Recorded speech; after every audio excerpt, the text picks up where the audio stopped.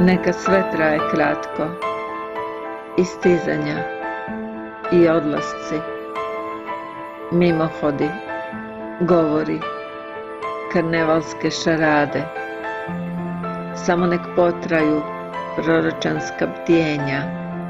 uz uzani bijeli tvoj maleni krevet, prekriven poroznom ponjavom, okružen kovanim zvonima koja te navodno štite od zameta tišine, prekomjerne prazni, i gdje tvoje oči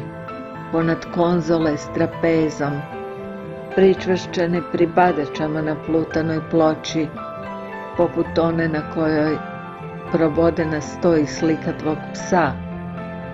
u prezrenoj kući od zgužvanog papira, odriču se najdražega, zauvijek, bespogovorno.